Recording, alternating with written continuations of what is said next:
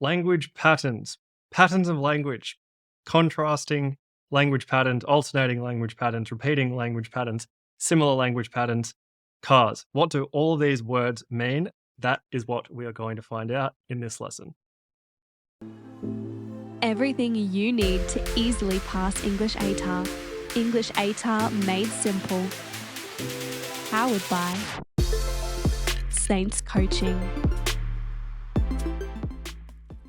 Welcome back. We're talking all about language patterns in this lesson. You might have already figured this out, but language patterns and language features are very similar, but language features are a prerequisite to understanding language patterns. That's to say that the previous lesson, the lesson called language features, that is essential viewing before starting this one. Otherwise, this lesson won't really make too much sense. Here all the time, language patterns appeared in past WACE exam questions from 2016 to 2022.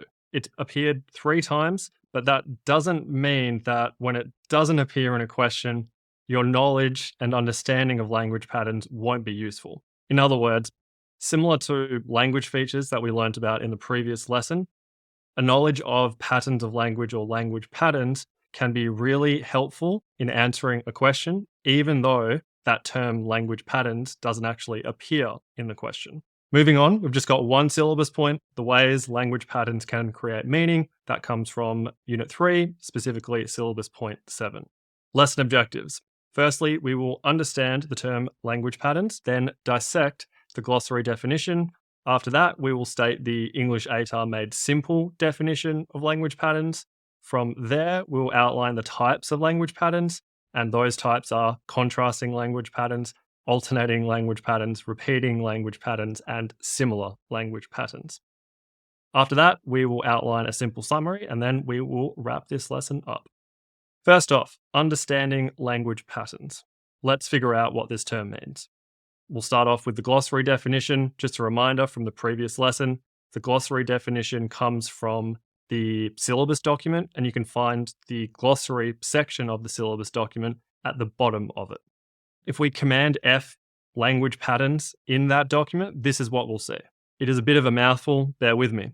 Language patterns, the arrangement of identifiable, repeated, or corresponding elements in a text. These include patterns of repetition or similarity, for example, the repeated use of verbs at the beginning of each step in a recipe, or the repetition of a chorus after each verse in a song. The patterns may alternate, for example, the call and response pattern of some games, or the to and fro of a dialogue. Other patterns may contrast, for example, opposing viewpoints in a discussion or contrasting patterns of imagery in a poem. The language patterns of a text contribute to the distinctive nature of its overall organization and shape its meaning. Once again, we have got a bit of a mouthful. I don't know about you, but I'm already a bit overwhelmed by the definition that we get from the glossary. So let's break this down into several little smaller chunks, little bite-sized pieces, and see if we can make it easier to understand. The key word in the first sentence of our glossary definition is elements. As we learned in the previous lesson, elements is essentially synonymous, or it means the same thing as features or language features. So that's a start. Now let's take a look at some other parts of the definition. The next part was these include patterns of repetition or similarity, for example, the repeated use of verbs at the beginning of each step in a recipe, or the repetition of a chorus after each verse in a song. The next part, the patterns may alternate, for example, the call and response pattern of some games, or the to and fro of a dialogue. And finally, other patterns may contrast, for example, opposing viewpoints in a discussion or contrasting patterns of imagery in a poem. Still quite confusing, but the emboldened words, the ones that are in bold, they give us some clarity. What we can take away from these emboldened words, these 3 sentences, is that repetition plus similarity plus alternate plus contrast equal patterns. Put differently, these 4 words are all types of language patterns. Next subsection of the lesson, the English ATAR made simple definition of language patterns. Considering what we've just established, this is the definition that we're going to go with moving forward. Language patterns equals patterns of language. Just to be clear, when you see this word patterns in the definition, I want you to be thinking about those 4 words in the glossary definition that we just saw: contrasting, alternating, repeating, similar. I might be sounding a bit hypocritical here. I know in the previous lesson, I bagged out Scarza for using the term that they're defining in the definition of that term, and I've literally just done that here. But bear with me as we go through the different types of language patterns. It will make more sense, and you'll probably appreciate the simplicity of this definition. That leads us to the next part of this lesson, types of language patterns. As we now know, there are 4 types of language patterns. Our first one is contrasting language patterns. Our second one is alternating language patterns. Third one is repeating language patterns. And our fourth one is similar language patterns. And we can use the acronym of CARS to remember each type. Great movie. Let's take a look at the first one, contrasting language patterns. As always, let's start with the definition, and this is the one we're going to go with. The use of one or more language features that have a contrasting effect. This definition, like the definitions for the other types of language patterns, it will make more sense if we can come up with some synonyms for this word contrasting. Synonyms, words that have a similar meaning but don't necessarily sound the same. So a few relevant synonyms for this word contrasting. We've got different, opposite, juxtaposed. A nice and simple way that we can understand contrasting language features is that we're looking for language features that have an opposite effect. I know that might still sound a bit confusing, so let's check out an example. The example that we're going to use for contrasting language patterns is the 3-body problem. It's a book, and this book is the first book in a trilogy, and this trilogy is my favorite fiction series I've ever read. It's currently being adapted into a Netflix series by the writers of Game of Thrones. As I'm filming this, the series hasn't come out yet, but when you're watching it, it might have. And I think it's probably going to be the next big hit. You heard it here first. So here is an excerpt from the 3-body problem, and this comes from pages 100 to 101. The yearned-for stable era soon began. Sunrise and sunset began to follow a pattern. A day-night cycle began to stabilize around 18 hours. The orderly alternation of day and night made the weather warm and mild. How long does a stable era last? Wang asked. As short as a day or as long as a century? No one can predict how long one will last. King Wen sat on the sand glass, lifting his head to gaze at the noonday sun. According to historical records, the Western Zhou dynasty experienced a stable era lasting 2 centuries. How lucky to be born during such a time. Then, how long does a chaotic era last? I already told you, other than stable eras, all other times belong to chaotic eras. Each of them takes up the time not occupied by the other. So, this is a world in which there are no patterns. Yes, civilization can only develop in the mild climate of stable eras. Most of the time, humankind must collectively dehydrate and be stored. When a long stable era arrives, they collectively revive through rehydration. Then, they proceed to build and produce. How can you predict the arrival and duration of each stable era? Such a thing has never been done. When a stable era arrives, the king makes a decision based on intuition as to whether to engage in mass rehydration. Often, the people are revived, crops are planted, cities begin construction, life has just started, and then the stable era ends. Extreme cold and heat then destroy everything.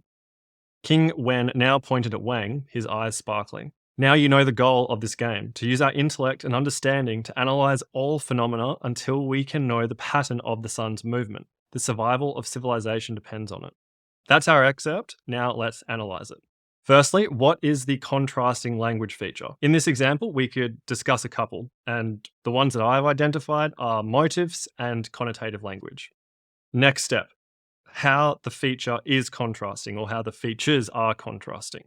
As a quick aside, it's important to note that the features that we'll be discussing, they don't in and of themselves have a contrasting effect or an alternating effect or repeating or similar effect.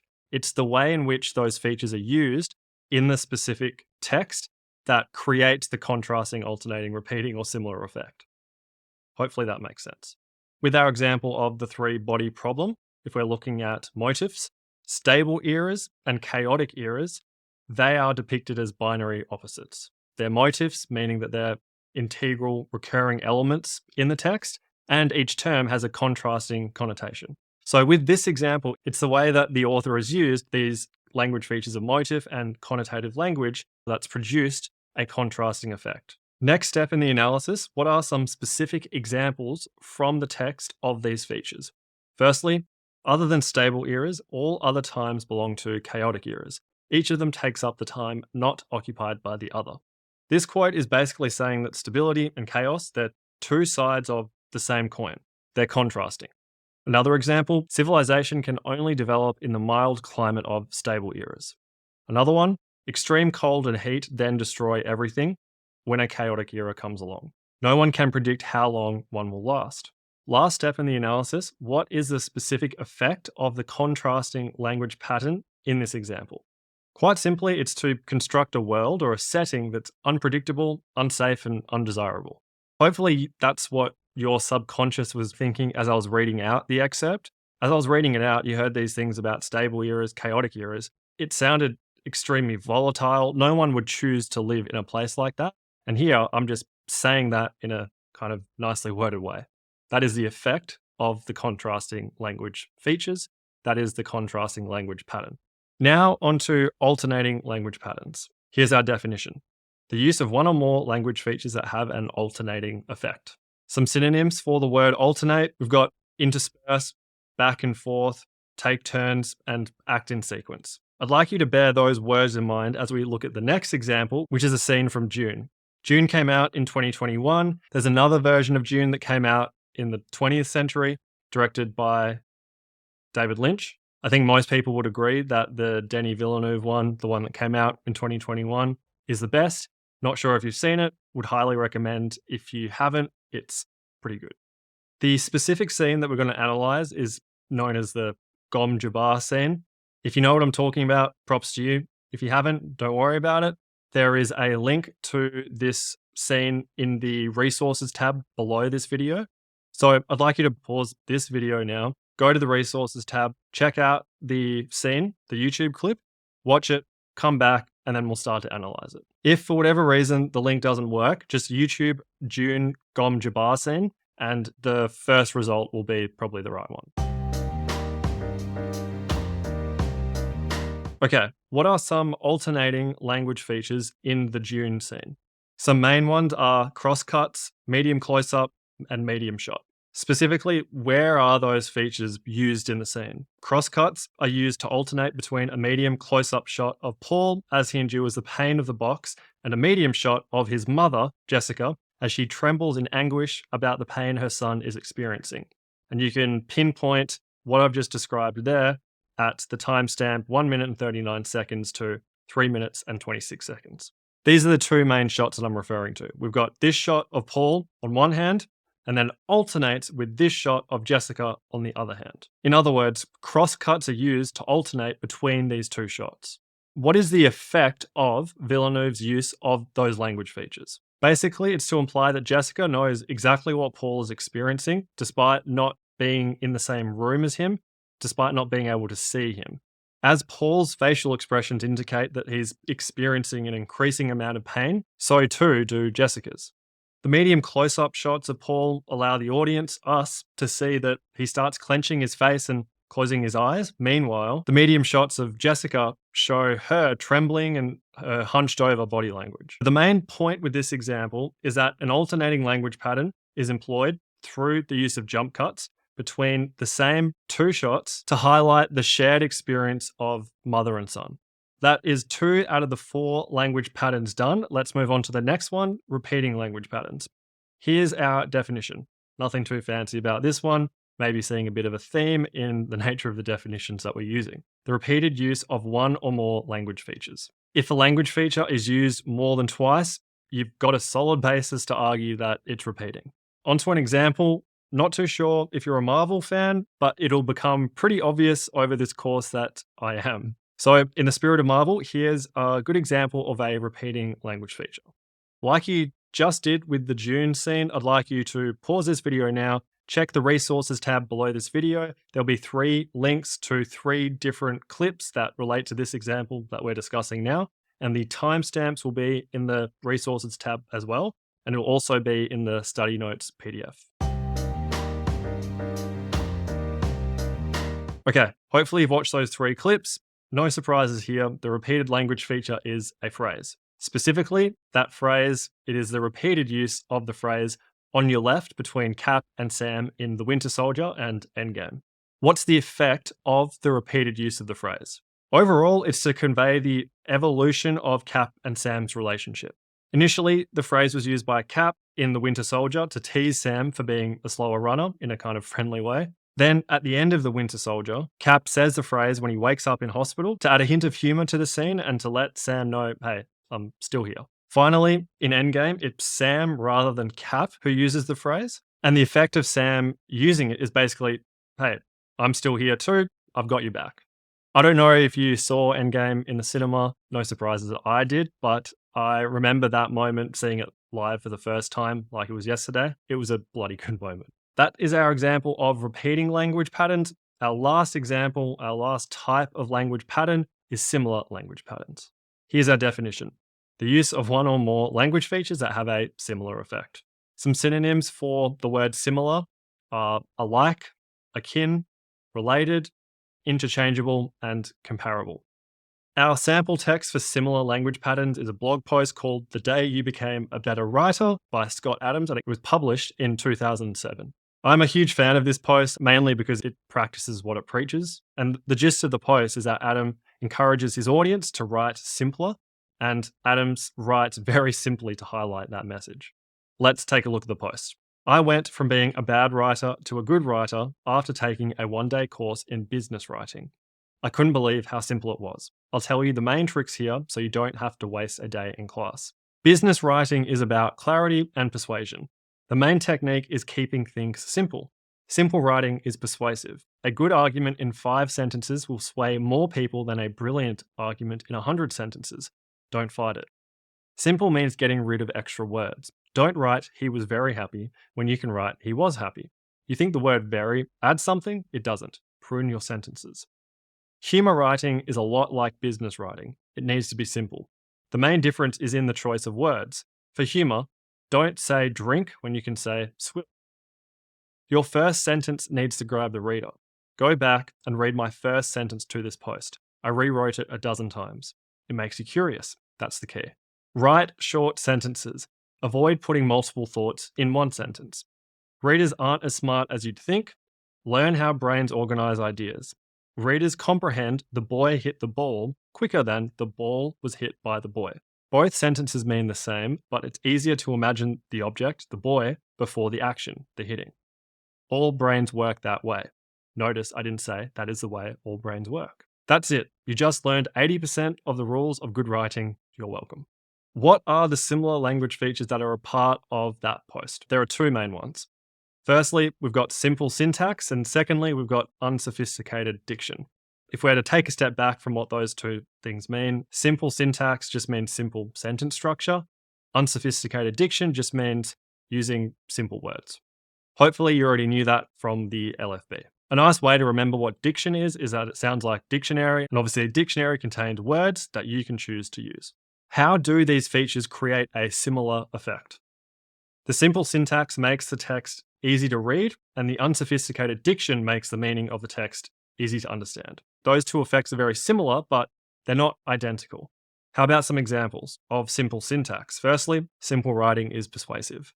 If we're looking at sentence structure, that is syntax, there couldn't really be a simpler sentence than the one that we've got here on the slide. Another example, prune your sentences. The sentence is 3 words long. Another 3-word sentence, write short sentences. How about unsophisticated diction? You just learned 80% of the rules of good writing. The word effective could have been used instead of good, but he deliberately decided to use the word good writing. It's unsophisticated, it's basic. Another example, simple means getting rid of extra words. Again, the word eliminating could have been used instead of getting rid of, but our brains just understand that term getting rid of maybe a split second quicker than it would the word eliminating. Another example, I'll tell you the main tricks here. The word upshot could have been used instead of the words main tricks. Those are some examples. How about the effects of those examples? As I said earlier, the author practices what he preaches. So one effect is to demonstrate and explain the effectiveness of simple writing. That is everything for the lesson. That's all the main content for the lesson. Now let's go through a simple summary of it. First section of the lesson, we spoke about language patterns and understanding what the term means. And we discovered that the English ATAR Made Simple definition of language patterns is just patterns of language features. Next part of the lesson, we spoke about types of language patterns. And the first type is contrasting language patterns. The definition for this type is the use of one or more language features that have a contrasting effect. The example that we used was the use of motifs that are binary opposites in the book, The Three-Body Problem. The next type of language pattern that we discussed was alternating language patterns. Our definition for this type is the use of one or more language features that have an alternating effect. For example, the use of crosscuts to alternate between a medium close-up shot of Paul and a medium shot of Jessica in Dune. Our third type of language pattern is a repeating language pattern. Our definition for this one was the repeated use of one or more language features. And our example was the repeated use of the phrase "on your left" in The Winter Soldier and Endgame. Last but not least, we had similar language patterns. The definition for this was the use of one or more language features that have a similar effect. Our example was the use of simple syntax and unsophisticated diction in the blog post, "The Day You Became a Better Writer." That is all for today's lesson. Make sure you go and check out the workbook activities for this lesson on language patterns. The activities for this lesson are on 2 pages, and you'll notice that they are text tables. What I've asked you to do is complete those tables in relation to one studied text, and hopefully you'll notice that the structure of those tables, the way you're meant to complete them, is very similar to the step-by-step analysis that we went through with each example in this lesson. That is everything from me. I will see you in the next lesson, which is on structure. Until then, keep it simple.